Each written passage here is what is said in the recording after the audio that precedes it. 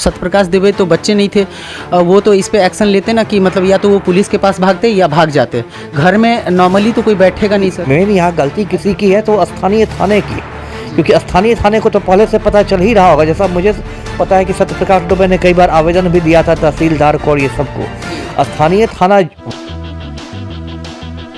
नमस्कार, देवरिया पे मैंने आपको खबर दिखाया था, एक वकील साहब का बयान मैंने आपको सुनवाया, एक पार्टी की राष्ट्रीय प्रवक्ता का बयान मैंने आपको सुनवाया। अभी मैं मौजूद हूँ पूर्व आईपीएस ऑफिसर अमिताभ दास जी के घर पे और हमारे साथ फ्रेम में आप उनको देख रहे होंगे।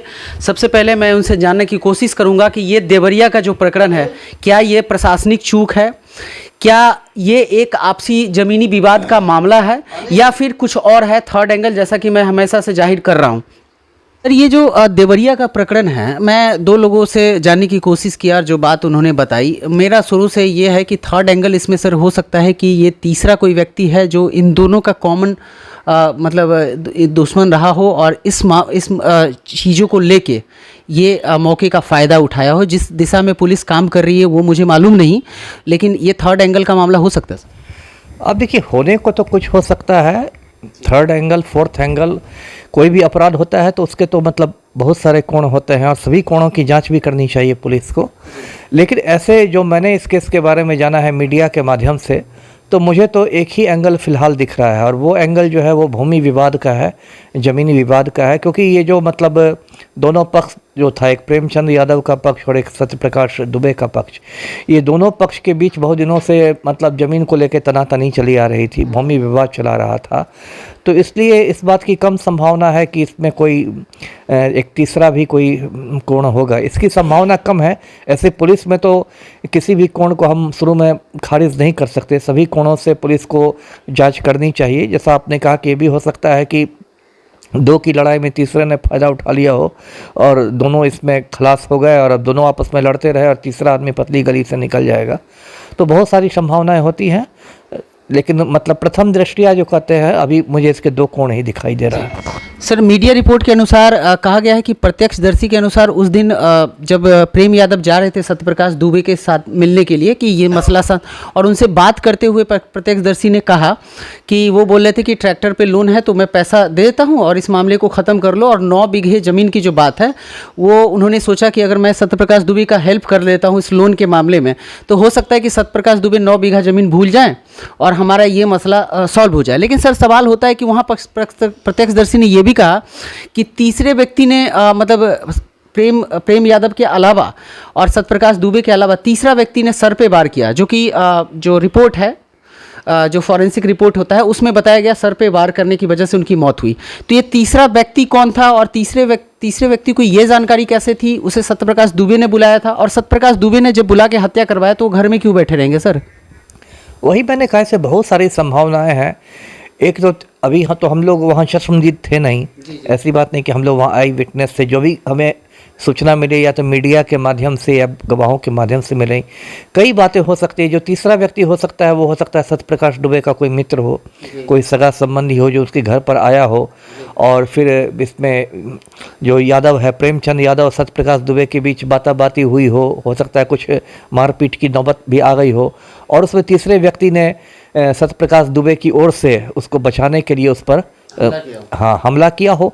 इसके घर में बहुत सारे हमला के सामान रहते हैं, जो मतलब ये पेशेवर अपराधी नहीं भी है उसके घर में भी बहुत सारी चीज़ें रहती है। डंडा रहता है, रास्ते की है, लोहे का रास्ते की है। मान लीजिए रास्ता में भी हो तो किसी को घर ईंटा पत्थर है, घर में अंदर जाके आपको लाने में कितना समय लगेगा, है ना। ये सवाल ये होता है सर, जो इस तरह का मर्डर हो जाता है तो सत्यप्रकाश दुबे तो बच्चे नहीं थे, वो तो इस पे एक्शन लेते ना कि मतलब या तो वो पुलिस के पास भागते या भाग जाते। घर में नॉर्मली तो कोई बैठेगा नहीं सर। ऐसे बैठना नहीं चाहिए। ये बात आपकी सही है कि जब कोई मतलब वारदात हो जाती है तो इसमें कई बात हो सकता है इससे के बाद वो इतना घबरा गए हों, क्योंकि खून का मामला हो गया ना, तो हो सकता है इतना घबरा गए हो कि उनके सोचने समझने की शक्ति खत्म हो गई हो, है ना। मतलब बहुत घबराहट में भी कई बार होता है कि आदमी कोई एक्शन नहीं ले पाता है। प्रेम यादव की पत्नी का कहना है और उनकी बेटी के कहना है कि उनका लाश को गाड़ने की कोशिश की जा रही थी, मतलब गाड़ने की कवायद थी। और प्रेम यादव की पत्नी का ये भी आरोप है कि उस दिन सुबह सुबह फ़ोन आया और उन्होंने अपने बाइक को उठाया और सीधे चल दिए कि मैं तुरंत आता हूँ मिल के। तो ये सब दोनों बयान जो है, चश्मदीद का बयान, मीडिया रिपोर्ट पे ही ये बयान चल रहा था सर। तो ये मतलब आपके हिसाब से, चूंकि आप पुलिस में सर बहुत दिन से रहे, एक हायर पोस्ट को आप होल्ड करते थे, तो सर आपको क्या लगता है, मतलब इसमें एक अंदेशा क्या हो सकता है सर? देखिए, अंदेशा बहुत कुछ हो सकता है। अंदेशा ये भी हो सकता है कि जैसा कि आपने कि सत्य प्रकाश दुबे ने जानबूझ के उस दिन खबर कराई हो प्रेमचंद यादव को, है ना, कि आओ तुम मिलने के लिए, हम लोग इस पर बात करेंगे, 9 बीघा ज़मीन पर या जितनी भी ज़मीन थी उस पर बात करेंगे। और सत्य प्रकाश दुबे ने भी किसी को पहले से अपने साथ बुला कर रखा हो, हायर किया हो, या मान लीजिए कोई संबंधी हो और या मित्र हो, तो वो तो बिना पैसे के भी आएगा। लेकिन आजकल तो मतलब भाड़े के भी गुंडे मिलते हैं। क्योंकि देखिए, ये बात बार बार आ रही है, ये बहुत दिनों से ज़मीनी विवाद था। प्रेमचंद यादव जो था वहाँ कुछ जिला पार्षद या इस तरह का कुछ रह चुका था, और इसके सत्य प्रकाश दुबे का अपने भाई के साथ सही तरीके से अभी बंटवारा भी नहीं हुआ था ज़मीन का। लेकिन उसने मतलब प्रेमचंद यादव ने इसके भाई से भी कुछ ज़मीन अपने नाम लिखवा ली थी, हाँ, साधु दुबे से।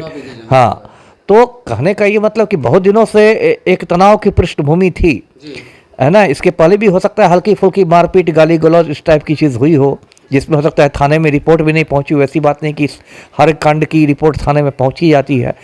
तो इस बार तो खैर बहुत बड़ा कांड हो गया, इस बार तो इतना बड़ा कांड नरसंहार ही हो गया। ये तो मतलब यूपी का पूरा देश हिल गया। वहाँ एक देखिए, एक स्थानीय भूमि विवाद था, और ऐसे भूमि विवाद मैं समझता हूँ कि हिंदुस्तान के सारे गांवों में और सारे कस्बों में रहते होंगे। कोई गांव मुझे नहीं लगता हिंदुस्तान का ऐसा होगा जहाँ जमीनी विवाद, क्योंकि जहाँ की भी आबादी इतनी ज़्यादा हो और यहाँ ठीक से मतलब ज़मीन के कागज़ ठीक नहीं रहते हैं, ज़मीन की घेराबंदी ठीक नहीं रहती है, तो यहाँ तो ज़मीनी विवाद नहीं होगा तो क्या होगा। ये एक स्थानीय विवाद था दो पक्ष के बीच। यदि मेन यहाँ गलती किसी की है तो स्थानीय थाने की है, क्योंकि स्थानीय थाने को तो पहले से पता चल ही रहा होगा। जैसा मुझे पता है कि सत्य प्रकाश दुबे ने कई बार आवेदन भी दिया था तहसीलदार को और ये सबको।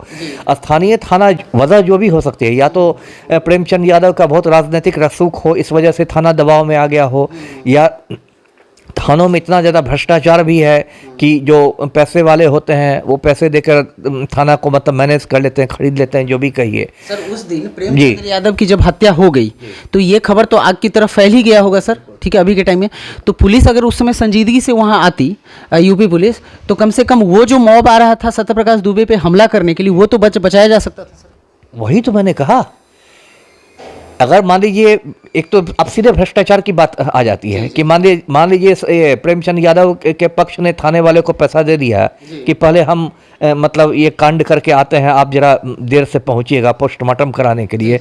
तो फिर जितने भी दरोगा जी होंगे, जो थाना प्रभारी होंगे, जो होंगे, वो सब अपना आराम से होंगे या किसी दूसरी दिशा में पेट्रोलिंग के लिए निकल गए होंगे, है ना। यहाँ तो बहुत सारे मतलब हथकंडे हैं आपको ये करने के लिए। मतलब इसमें प्रशासनिक दृष्टिकोण से एकदम पूरा लूफॉल है सर। बहुत गंभीर विफलता है प्रशासनिक। मेन विफलता तो प्रशासन की ही है ना, और किसकी विफलता है। जमीनी विवाद तो मतलब वही मैंने कहा ना, हर गांव में रहता। और ये भी बात मैं बता दूं कि अपराध का सबसे जो पुराने कारणों में एक जमीनी विवाद रहता है ना। जड़ जोड़ू जमीन का मामला आप जानते होंगे, बाबू के सरकार से लेके और अभी योगी जी के सरकार तक ये विवाद रहा है। बिल्कुल, उसके बाद ये इतना बड़ा घटनाक्रम को अंजाम दिया। बिल्कुल। और ये भी मैं दर्शकों को याद दिलाऊं कि जो महाभारत की लड़ाई हुई थी वो भी मेनली जमीन विवाद ही था। पांडव लोग कहने गए कि भाई 5 गांव दे दो, हम लोग चैन से रहेंगे। दुर्योधन ने कहा कि सुई की नोक के बराबर जमीन नहीं दूंगा, और उसके लिए कुरुक्षेत्र के मैदान में इतना खून खराबा हुआ। अब सर इसमें एक तकनीकी पहलू आप ये बताइए सर कि जितने लोग को नामजद बनाया गया और जो अज्ञात हैं, अगर ये मामला सिद्ध हो जाता है तो मान लीजिए अज्ञात अगर सर 100 से अधिक हुए तो सबको सजा मिलेगी सर? जब अज्ञात ही रहेंगे तो फिर सजा किसको मिलेगी? अज्ञात जैसे नामजद हैं और अज्ञात प्रूफ हो गए, उनका नाम क्यों नहीं सजा मिलेगी? देखिए, एक मैं आपको बताऊं, एक आईपीसी में एक धारा है 120B 120B आपराधिक षड्यंत्र का धारा।